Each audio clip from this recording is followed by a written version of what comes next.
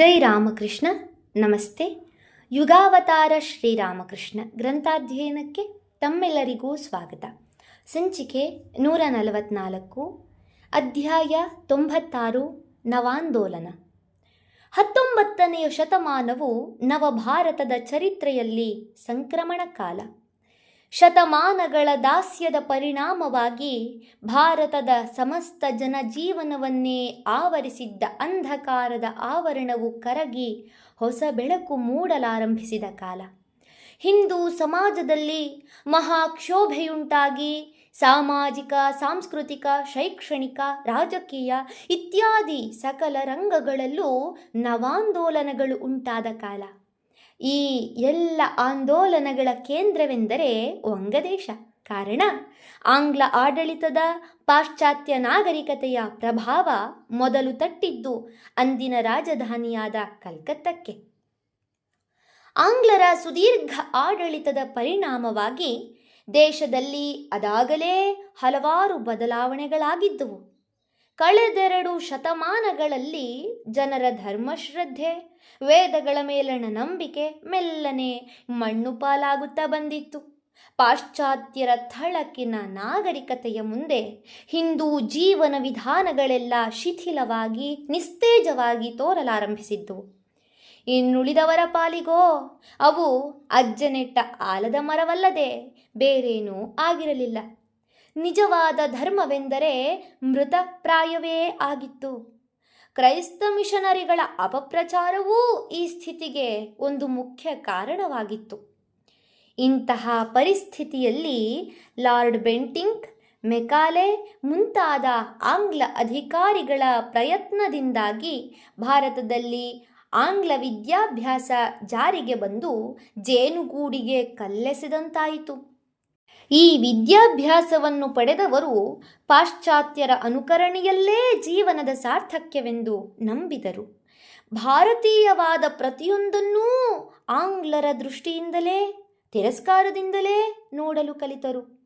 Hamlet, paradise last ಮುಂತಾದ ಪುಸ್ತಕಗಳನ್ನು ಯಾರು ಉದಾಹರಿಸಿ ಮಾತನಾಡಬಲ್ಲರೋ ಅವರೇ ಮಹಾವಿದ್ಯಾವಂತರೆಂಬ ನಂಬಿಕೆ ಬೆಳೆಯಿತು. ತಿಂಗಳಿಗೆ 50-100 ರೂಪಾಯಿನ ಸಂಬಳ ತರುವ ಗುಮಾಸ್ತಗಿರಿ, ಹೆಚ್ಚೆಂದರೆ ವಕೀಲಿ ವೃತ್ತಿ, ಇದೇ ಪ್ರತಿಯೊಬ್ಬ ವಿದ್ಯಾವಂತನ ಪರಮಧ್ಯೇಯವಾಯಿತು. ಬಹುತೇಕ ಜನರಿಗೆ ವಿದ್ಯಾಭ್ಯಾಸದಿಂದ ಬುದ್ಧಿಶಕ್ತಿಯಾಗಲಿ ಸ್ವಸಾಮರ್ಥ್ಯವಾಗಲಿ ಹೆಚ್ಚಲಿಲ್ಲ. ಅಧಪಾತಾಳಕ್ಕೆ ಕುಸಿಯುತ್ತಿರುವ ತಮ್ಮ ದೇಶಕ್ಕಾಗಿ ತಾವು ಏನನ್ನಾದರೂ ಮಾಡಬೇಕೆಂಬ ಪ್ರಜ್ಞೆಯೂ ಅವರಲ್ಲಿ ಉದಿಸಲಿಲ್ಲ. ಅಸಡ್ಡೆ, ಸ್ವೇಚ್ಛಾಚಾರ ಇವು ವಿದ್ಯಾವಂತರೆನ್ನಿಸಿಕೊಂಡವರ ಲಕ್ಷಣಗಳಾದವು. ನೈತಿಕ ಕಟ್ಟುಪಾಡುಗಳನ್ನು ಕಳಚಿಕೊಂಡ ಇವರು ಜನಸಾಮಾನ್ಯರ ತಿರಸ್ಕಾರಕ್ಕೆ ಗುರಿಯಾದರು. ಮಾತ್ರವಲ್ಲ, ಯಾರನ್ನು ಇವರು ಅನುಸರಿಸ ಹೊರಟಿದ್ದರೋ ಆ ಆಂಗ್ಲೇಯರಿಂದಲೇ ಅವಹೇಳನಕ್ಕೆ ಈಡಾದರು. ಆದರೆ ಈ ಆಂಗ್ಲ ವಿದ್ಯಾಭ್ಯಾಸದಿಂದ ಕೆಲವು ಸತ್ಪರಿಣಾಮಗಳೂ ಆಗದಿರಲಿಲ್ಲ. ಬಂಗಾಳದಲ್ಲಿ ರಾಜಾ ರಾಮಮೋಹನ್ ರಾಯ್, ರಾಜಾ ರಾಧಾಕಾಂತದೇವ ಮುಂತಾದ ವಿದ್ಯಾವಂತ ದೇಶ ಪ್ರೇಮಿಗಳನೇಕರು ರೂಪುಗೊಂಡರು. ನಾನಾ ರೀತಿಯ ಸಂಘ ಸಂಸ್ಥೆಗಳು ಜನ್ಮ ತಾಳಿದವು. ಜನರಲ್ಲಿ ಸಾಮಾಜಿಕ, ರಾಜಕೀಯ ಪ್ರಜ್ಞೆ ಹೆಚ್ಚಾಯಿತು. ಯುವ ಜನಾಂಗದಲ್ಲಿ ಹೊಸ ಉತ್ಸಾಹ ಉಂಟಾಯಿತು. ಭಾರತೀಯರು ಕೆಲವು ವೃತ್ತಪತ್ರಿಕೆಗಳನ್ನು ಪ್ರಾರಂಭಿಸಿದರು. ವೈದಿಕ ಧರ್ಮದ ತಳಹದಿಯ ಬಗ್ಗೆ, ಅದರ ರೀತಿ ನೀತಿಗಳ ಬಗ್ಗೆ ಚರ್ಚೆ ಪ್ರಾರಂಭವಾಯಿತು. ಆದರೆ ಈ ಬಗೆಯ ಚರ್ಚೆಗಳಿಂದ ಲಭಿಸಿದ್ದು ಮಿಶ್ರ ಫಲವೆನ್ನಬೇಕು. ಸಹಗಮನ, ಬಾಲ್ಯ ವಿವಾಹವೇ ಮೊದಲಾದ ಅಂದಿನ ಸಾಮಾಜಿಕ ಅನಿಷ್ಟಗಳ ವಿರುದ್ಧವಾಗಿ ಜನಾಭಿಪ್ರಾಯ ರೂಪುಗೊಂಡದ್ದು, ಜನರ ದೃಷ್ಟಿಕೋನ ಕೆಲಮಟ್ಟಿಗೆ ವಿಶಾಲವಾದದ್ದು, ಇವೇ ಮುಂತಾದ ಸ್ವಾಗತಾರ್ಹ ಬದಲಾವಣೆಗಳೇನೋ ಆದುವು. ಆದರೆ ಇದರೊಂದಿಗೆ ಹಿಂದೂ ಧರ್ಮದ ಕುರಿತಾದ ಪಾಶ್ಚಾತ್ಯರ ವಿಕೃತ ದೃಷ್ಟಿಕೋನವನ್ನೂ ಭಾರತೀಯರು ಮೈಗೂಡಿಸಿಕೊಂಡರು. ಹಿಂದೂಗಳ ಅಸಂಖ್ಯ ದೇವದೇವಿಯರನ್ನು, ಆ ದೇವತೆಗಳ ಅಸಂಖ್ಯ ರೂಪ ವೈವಿಧ್ಯವನ್ನು, ಅದಕ್ಕೆ ತಕ್ಕಂತಹ ಆರಾಧನಾ ಕ್ರಮಗಳನ್ನು ಕಂಡ ಆಂಗ್ಲರು ಅವುಗಳ ತಲೆ ಬುಡ ಒಂದೂ ಅರ್ಥವಾಗದೆ ವಿಭ್ರಾಂತರಾದರು. ಅವುಗಳ ಸಂಕೇತಾರ್ಥವನ್ನಾಗಲಿ ನಿಗೂಢ ತತ್ವಗಳನ್ನಾಗಲಿ ತಿಳಿಯಲಾರದೆ ಹೋದರು. ಕಡೆಗೆ ಎಲ್ಲವನ್ನೂ ಒಟ್ಟಿಗೆ ಮೂಢನಂಬಿಕೆ, ಕಂದಾಚಾರ ಎಂದು ಕರೆದು ಮೂಟೆ ಕಟ್ಟಿದರು. ಪೂಜಾ ವಿಧಾನಗಳ ಮರ್ಮವನ್ನರಿಯದೆ ಹಿಂದೂಗಳು ಕಲ್ಲುಗಳಿಗೂ ಮರಗಳಿಗೂ ತಲೆಬಾಗುತ್ತಾರೆ ಎಂದು ನಿಂದಿಸಿದರು. ಕ್ರಮೇಣ ಅವರ ಈ ಮಾತನ್ನೇ ವಿದ್ಯಾವಂತ ಭಾರತೀಯರು ಸ್ವೀಕರಿಸಿ ಧನ್ಯರಾದರು. ಈ ನಡುವೆ ಹಿಂದೂ ಧರ್ಮವನ್ನೂ ಭಾರತ ರಾಷ್ಟ್ರವನ್ನೂ ದುಸ್ಥಿತಿಯಿಂದ ಪಾರು ಮಾಡಿ ಅದಕ್ಕೊಂದು ಹೊಸ ಜೀವವನ್ನೂ ರೂಪವನ್ನೂ ಕೊಡಲು ಉದ್ಯುಕ್ತರಾದ ವಿದ್ಯಾವಂತರ ವರ್ಗವೊಂದು ನಿರ್ಮಾಣವಾಗುತ್ತಿತ್ತು. ಪಾಶ್ಚಾತ್ಯರು ಭಾರತವನ್ನು ರಾಜಕೀಯವಾಗಿ ಗೆದ್ದಿದ್ದರೂ ಸಾಂಸ್ಕೃತಿಕವಾಗಿ ಆಧ್ಯಾತ್ಮಿಕವಾಗಿ ಗೆಲ್ಲಲು ಬಿಡಬಾರದು ಎಂದು ಇವರು ನಿರ್ಧರಿಸಿ ಆ ದಿಸೆಯಲ್ಲೇ ಕಾರ್ಯೋದ್ಯುಕ್ತರಾದರು. ಇಂತಹ ಸುಧಾರಕರ ಪೈಕಿ ಮೊದಲಿಗರೂ ಪ್ರಮುಖರೂ ಆದವರಲ್ಲೊಬ್ಬರು ರಾಮಮೋಹನ್ ರಾಯ್. 1774ರಲ್ಲಿ ಸಂಪ್ರದಾಯಸ್ಥ ಬ್ರಾಹ್ಮಣ ಕುಲದಲ್ಲಿ ಇವರ ಜನನ. ಬಾಲ್ಯದಿಂದಲೂ ಇವರದು ಸ್ವತಂತ್ರ ಮನೋವೃತ್ತಿ. 16ನೇ ವಯಸ್ಸಿನಲ್ಲೇ ವಿಗ್ರಹಾರಾಧನೆಯ ವಿರುದ್ಧವಾಗಿ ತಮ್ಮ ಅಭಿಪ್ರಾಯಗಳನ್ನು ಪುಸ್ತಕ ರೂಪದಲ್ಲಿ ಪ್ರಕಟಿಸಿದ ಇವರು ಕ್ರಮೇಣ ಬೌದ್ಧ, ಕ್ರೈಸ್ತ, ಇಸ್ಲಾಂ ಧರ್ಮಗಳನ್ನು, ಸಂಸ್ಕೃತ, ಪಾಲಿ, ಪಾರಸಿ ಹಾಗೂ ಇಂಗ್ಲಿಷ್ ಮತ್ತಿತರ ಐರೋಪ್ಯ ಭಾಷೆಗಳ ಸಾಹಿತ್ಯವನ್ನೂ ಆಳವಾಗಿ ಅಧ್ಯಯನ ಮಾಡಿ ಪ್ರಕಾಂಡ ಪಾಂಡಿತ್ಯವನ್ನೂ ಗಳಿಸಿದರು. ಹಿಂದೂ ಧರ್ಮದ ಹಾಗೂ ಭಾರತ ದೇಶದ ಉದ್ಧಾರಕ್ಕಾಗಿ ಆಳವಾದ ಚಿಂತನೆ ನಡೆಸಿ ಕಡೆಗೆ ಆ ಕುರಿತಾದ ಯೋಜನೆಗಳನ್ನೆಲ್ಲ ಕಾರ್ಯರೂಪಕ್ಕೆ ತರುವ ಉದ್ದೇಶದಿಂದ 1828ರಲ್ಲಿ ಬ್ರಾಹ್ಮ ಸಮಾಜವನ್ನು ಸ್ಥಾಪಿಸಿದರು. ರಾಮಮೋಹನರು ಈ ಸಂಸ್ಥೆಯ ಮೂಲಕ ಭಗವಂತನ ಕುರಿತಾಗಿ ಸಕಲ ಜಾತಿ ಮತಾತೀತವಾದ ತಮ್ಮ ಕಲ್ಪನೆಯೊಂದನ್ನು ಮುಂದಿಟ್ಟರು. ಮುಖ್ಯವಾಗಿ ಹಿಂದೂ, ಮುಸಲ್ಮಾನ ಹಾಗೂ ಕ್ರೈಸ್ತ ಧರ್ಮ ತತ್ವಗಳನ್ನು ಆಧರಿಸಿದ ಈ ಸಿದ್ಧಾಂತದ ಪ್ರಕಾರ ದೇವರೊಬ್ಬನೇ, ಇವನು ವಿಶ್ವ ಸೃಷ್ಟಿಕರ್ತ, ಸನಾತನ, ಅಪ್ರಮೇಯ, ನಿರ್ವಿಕಾರ, ನಿರಾಕಾರ ಮತ್ತು ಅತುಲ ಶಕ್ತಿವಂತ. ನಿರಾಕಾರನಾದರೂ ಈತ ನಿರ್ಗುಣನಲ್ಲ. ಜಗತ್ಪಿತನಾದ್ದರಿಂದ ತಂದೆಯಂತೆ ವಾತ್ಸಲ್ಯ, ಕರುಣೆ ಮುಂತಾದ ಸದ್ಗುಣಗಳುಳ್ಳವನು. ಈ ಭಗವಂತನ ಆರಾಧನೆಯೇ ಬ್ರಾಹ್ಮ ಸಮಾಜೀಯರು ತೊಡುವ ದೀಕ್ಷೆ.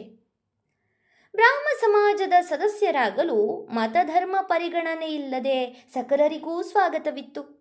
ರಾಮಮೋಹನರಾಯರ ವೈಯಕ್ತಿಕ ಪ್ರಭಾವದಿಂದಲೂ ಸಮಾಜದ ಬೋಧನೆಗಳ ನವೀನತೆಯಿಂದಲೂ ಆಕರ್ಷಿತರಾಗಿ ನೂರಾರು ಜನ ಅದರ ಆಶ್ರಯಕ್ಕೆ ಬಂದರು.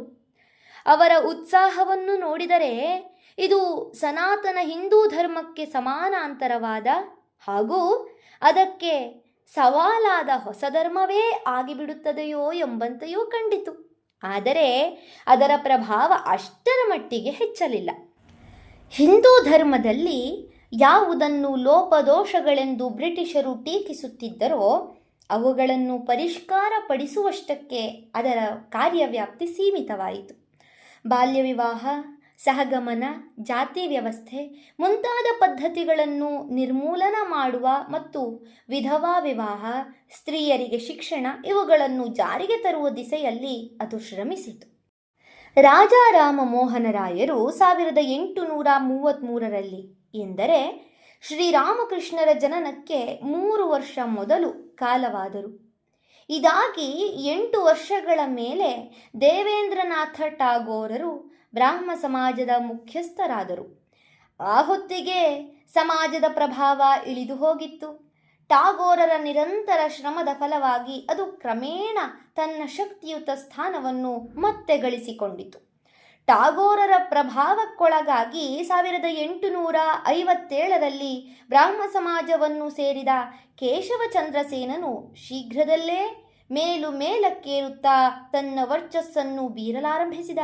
ಆದರೆ ತಾತ್ವಿಕವಾಗಿ ಟಾಗೋರರಿಗೂ ಸೇನನಿಗೂ ಬಹಳ ಭಿನ್ನಾಭಿಪ್ರಾಯಗಳಿದ್ದವು. ಕ್ರಿಸ್ತನನ್ನೂ ಕ್ರೈಸ್ತ ಧರ್ಮವನ್ನೂ ಬಹುವಾಗಿ ಆಧರಿಸುತ್ತಿದ್ದವನು ಕೇಶವಸೇನ ಮತ್ತು ಆ ಧರ್ಮದ ಹಲವಾರು ತತ್ವಗಳನ್ನು ಬ್ರಾಹ್ಮ ಸಮಾಜದೊಳಕ್ಕೆ ತರಬೇಕೆಂಬುದು ಆತನ ಆಶಯ. ದೇವೇಂದ್ರನಾಥರೋ ಹಿಂದೂ ಶಾಸ್ತ್ರಗಳನ್ನೇ ಸಂಪೂರ್ಣವಾಗಿ ಅವಲಂಬಿಸಿ ಸಂಸ್ಥೆಯನ್ನು ಬೆಳೆಸಿದ್ದವರು. ಸಹಜವಾಗಿಯೇ ಇಬ್ಬರ ಧೋರಣೆಗಳಲ್ಲಿ ಹೊಂದಿಕೆಯಾಗಲಿಲ್ಲ. ಬರಬರುತ್ತಾ ಈ ವಿರೋಧ ಬೆಳೆಯಿತು. ಸಂಸ್ಥೆಯ ಉತ್ಸಾಹಿ ತರುಣರೆಲ್ಲ ಕೇಶವನ ಪರವಾಗಿ ನಿಂತರು. ಕಡೆಗೆ 1868ರಲ್ಲಿ ಸಂಸ್ಥೆ ಒಡೆಯಿತು. ತಮ್ಮ ಶಾಖೆಯನ್ನು ಟಾಗೋರರು ಆದಿಬ್ರಹ್ಮ ಸಮಾಜ ಎಂದು ಕರೆದುಕೊಂಡರು. ಕೇಶವಚಂದ್ರಸೇನನ ಗುಂಪಿಗೆ ಭಾರತ ವರ್ಷೀಯ ಬ್ರಾಹ್ಮ ಸಮಾಜ ಎಂಬ ಹೆಸರಾಯಿತು. ಶ್ರೀರಾಮಕೃಷ್ಣರು ಟಾಗೋರರನ್ನು ಭೇಟಿಯಾದುದು ಈ ವಿಭಜನೆಗೆ 2 ವರ್ಷ ಮೊದಲು. 1870ರಲ್ಲಿ ಇಂಗ್ಲೆಂಡಿಗೆ ಭೇಟಿ ಇತ್ತ ಕೇಶವಚಂದ್ರನಿಗೆ ಸಂಭ್ರಮದ ಸ್ವಾಗತ ದೊರೆಯಿತು. ಅದರಲ್ಲೂ ಯುನಿಟೇರಿಯನ್ ಎಂಬ ಪಂಥದ ಕ್ರೈಸ್ತ ಮಠದವರು ಆತನನ್ನು ವಿಶೇಷವಾಗಿ ಆದರಿಸಿದರು. ಇಂಗ್ಲೆಂಡಿನ ನಾನಾ ಸ್ಥಳಗಳಲ್ಲಿ ಸಾರ್ವಜನಿಕ ಸಭೆಗಳನ್ನುದ್ದೇಶಿಸಿ ಮಾತನಾಡಿ ತನ್ನ ಪ್ರಚಂಡ ವಾಕ್ ಸಾಮರ್ಥ್ಯದಿಂದಲೂ ಕ್ರೈಸ್ತ ಭಕ್ತಿಯಿಂದಲೂ ಅಲ್ಲಿನ ನಾಗರಿಕರ ವಿಶ್ವಾಸಪೂರ್ಣ ಬೆಂಬಲವನ್ನು ಗೆದ್ದುಕೊಂಡ. ಭಾರತದ ಸಾಮಾಜಿಕ ವ್ಯವಸ್ಥೆಯಲ್ಲಿ ಅವನು ತರಬೇಕೆಂದಿದ್ದ ಸುಧಾರಣೆಗಳಿಗೆ ಬ್ರಿಟಿಷ್ ಸರ್ಕಾರದ ಮನ್ನಣೆ ಪಡೆಯುವಲ್ಲಿ ಇದು ಬಹಳಷ್ಟು ನೆರವಾಯಿತು.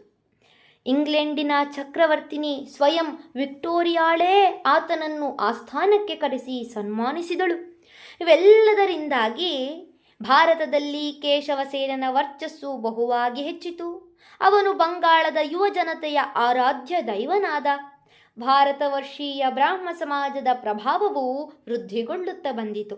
1875ರ ಮಾರ್ಚ್ ಅಂದು ಶ್ರೀರಾಮಕೃಷ್ಣರ ಅವತಾರೋದ್ದೇಶವನ್ನು ಪೂರ್ಣಗೊಳಿಸುವಲ್ಲಿ ಮಹತ್ವದ ಪಾತ್ರವನ್ನು ವಹಿಸಿದ ಘಟನೆಯೊಂದು ನಡೆಯಿತು. ಅದೇ ಶ್ರೀರಾಮಕೃಷ್ಣ ಕೇಶವಸೇನರ ಭೇಟಿ. ಕೇಶವಸೇನನ ಮತ್ತು ಅವನ ಸಂಸ್ಥೆಯ ಕೀರ್ತಿ ಪತಾಕೆ ಆಗಸದೆತ್ತರಕ್ಕೆ ಕುಣಿದಾಡುತ್ತಿದ್ದ ಕಾಲವದು. ಅವನ ಕೀರ್ತಿ ಶ್ರೀರಾಮಕೃಷ್ಣರ ಕಿವಿಗೂ ಮುಟ್ಟಿತು. ಕೂಡಲೇ ಅವರು ಆತನನ್ನು ಕಾಣಲು ಉತ್ಸುಕರಾದರು.